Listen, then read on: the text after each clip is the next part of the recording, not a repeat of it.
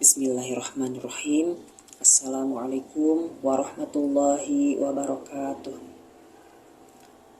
Puji beserta syukur, marilah kita panjatkan kehadirat Allah Subhanahu wa Ta'ala atas segala limpahan nikmat yang luar biasa yang telah Allah berikan kepada kita semua. Alhamdulillah, kita bisa berjumpa kembali dalam tentunya keadaan sehat walafiat. Pada kesempatan hari ini, kita sama-sama akan membahas suatu materi, yaitu tentang semangat menuntut ilmu menurut Islam. Islam memerintahkan kita untuk menuntut ilmu setinggi-tingginya. Islam menekankan bahwa menuntut ilmu menjadi kewajiban setiap pemeluknya. Karena dengan ilmu, setiap muslim dapat mencari keridhaan Allah Subhanahu wa Ta'ala, mencapai kasih sayangnya dengan mengetahui ciptaannya, serta melindungi totalitas sisi kemanusiaan saat berhubungan dengan semesta alam. Lalu apa sih yang dimaksud dengan ilmu? Ilmu secara istilah berarti sesuatu yang dengannya akan tersingkap segala hakikat secara sempurna. Jika dikaitkan dengan menuntut ilmu, pengertiannya adalah usaha yang dilakukan seseorang untuk mengubah tingkah laku ke arah yang lebih baik. Karena pada dasarnya, ilmu itu menunjukkan jalan menuju kebenaran dan meninggalkan kebodohan. Dapat disimpulkan, Islam adalah agama yang mengagungkan ilmu. Karena semua ajaran Islam itu didasarkan pada ilmu. Misalnya, sebelum mendirikan sholat, seorang muslim harus tahu dulu ilmu tentang tata cara sholat, yang meliputi tentang pengertian, syarat, rukun, sunnah, begitu juga kaifiyahnya. Begitu juga ibadah-ibadah yang lain. Semuanya dikaitkan dengan ilmu. Melalui ilmu, seseorang akan menjadi tahu dan paham apa yang sebelumnya belum diketahui dan dipahami. Selanjutnya, ilmu pula yang menjadikan amalan seorang muslim itu akan diterima oleh Allah Subhanahu wa Ta'ala. Rasulullah SAW memiliki perhatian besar terhadap perkembangan ilmu.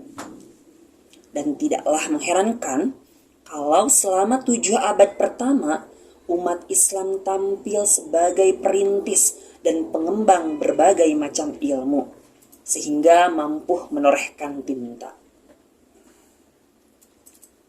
Allah berfirman dalam surat At-Taubah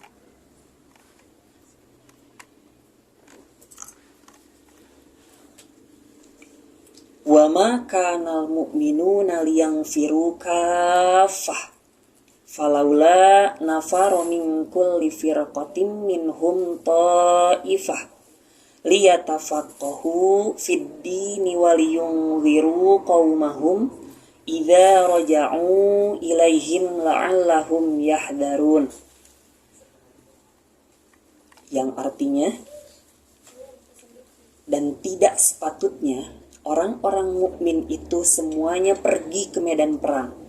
Mengapa sebagian dari setiap golongan di antara mereka tidak pergi untuk memperdalam pengetahuan agama mereka dan untuk memberi peringatan kepada kaumnya apabila mereka telah kembali, agar mereka dapat menjaga dirinya. Dari ayat tersebut, surat At-Taubah ayat 122 itu menjelaskan tentang perintah Allah Subhanahu wa Ta'ala kepada umat Islam bahwa apabila terjadi peperangan, maka umat Islam tidak wajib semuanya pergi ke medan perang. Artinya, ada pembagian tugas dalam masyarakat Islam. Tidak semua orang mukmin harus berangkat ke medan perang, melainkan hanya sebagian saja. Dan sebagian yang lain berangkat memperdalam ajaran agama. Dengan demikian, umat Islam itu terhindar dari kebodohan dan keterbelakangan karena masih ada yang memberi pengajaran sehingga ajaran agama dapat diketahui secara merata oleh seluruh umat Islam. Mencari dan menuntut ilmu itu merupakan bagian dari jihad. Pengertian berjihad itu tidak hanya sebatas berperang dengan menggunakan senjata, tetapi juga bisa tanpa senjata, yaitu berperang melawan kebodohan, ketidaktahuan, keterbelakangan, kemiskinan, hawa nafsu, amarah, dan lain sebagainya.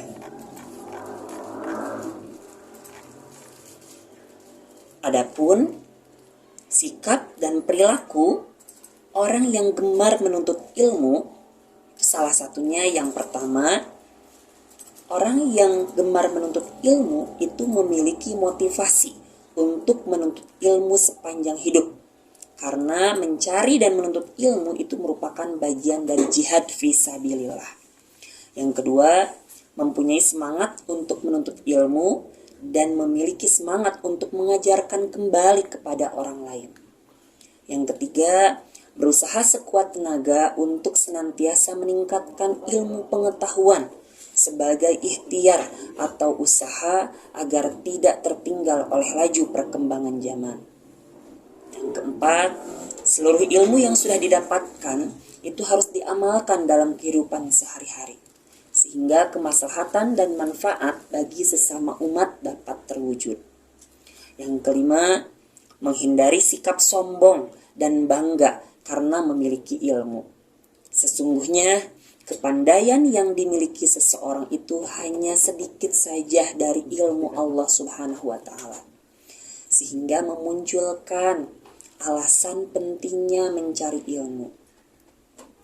Mengapa kita diwajibkan untuk mencari ilmu?